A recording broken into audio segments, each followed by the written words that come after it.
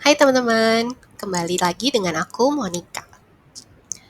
Teman-teman, apa yang kalian pikirkan ketika melihat gambar-gambar ini?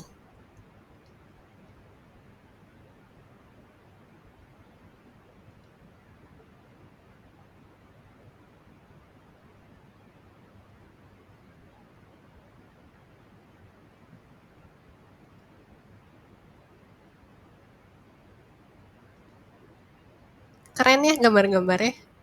Nah ternyata ya teman-teman, Roh Kudus juga memiliki peranan loh di dalam penciptaan seluruh alam semesta ini, termasuk juga diri kita. Roh Kudus disebut juga sebagai Creator Spiritus, jadi roh yang menciptakan. Nah tapi taunya dari mana kalau Roh Kudus ternyata juga terlibat di dalam penciptaan? Kita bisa melihat dari Kejadian 1 ayat 1-2 dikatakan, pada mulanya Allah menciptakan langit dan bumi. Bumi belum berbentuk dan kosong. Gelap gulita menutupi samudra raya, dan roh Allah melayang-layang di atas permukaan air. Nah, roh Allah yang dimaksud itu adalah Roh Kudus. Jadi, pribadi ketiga dari Allah Tritunggal.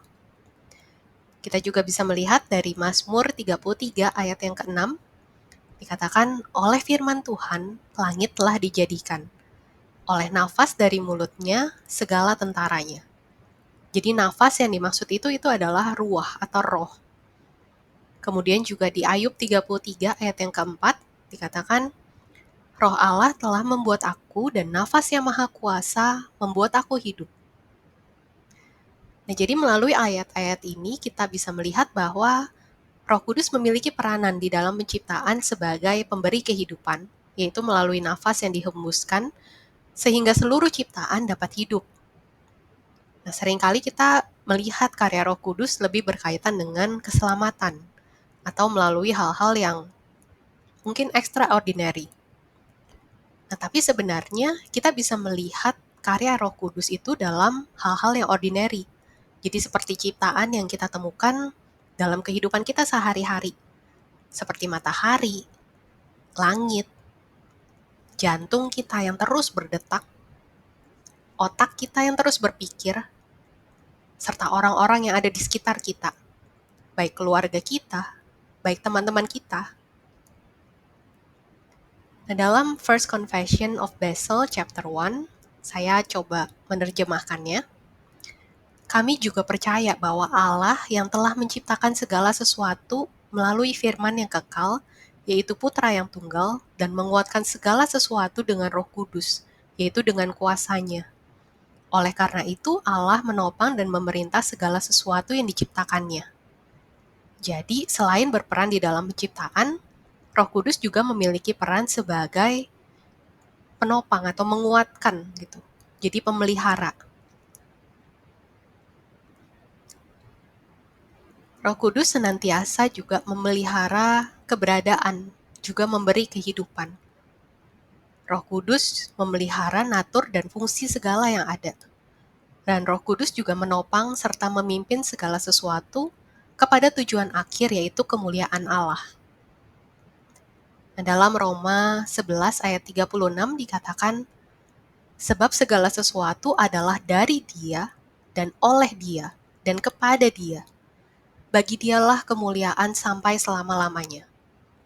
Nah, oleh Dia itu tuh berarti ditopang atau digerakkan oleh Roh Kudus. Saya mungkin coba memberikan contoh.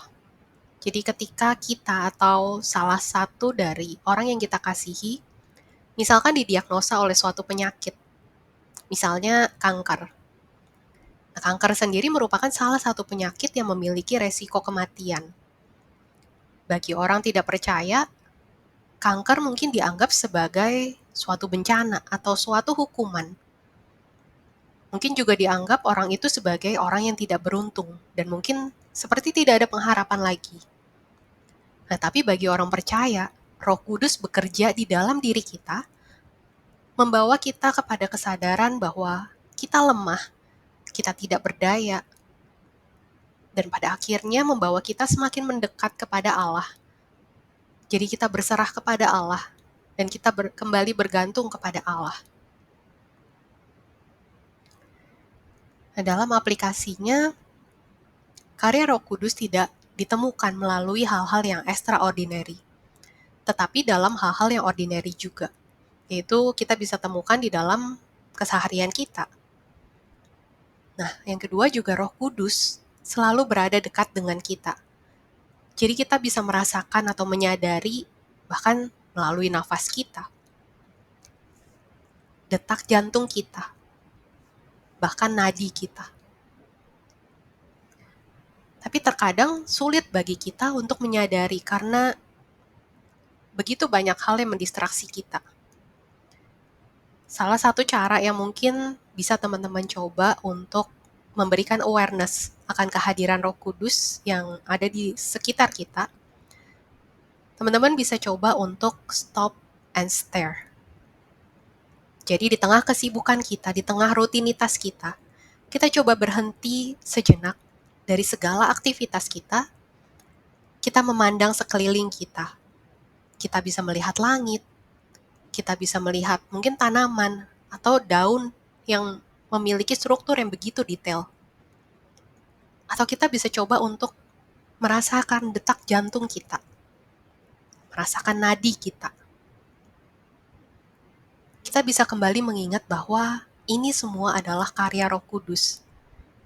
Dan oleh karena itu kita bisa belajar untuk kembali bersyukur atas karya Roh Kudus itu.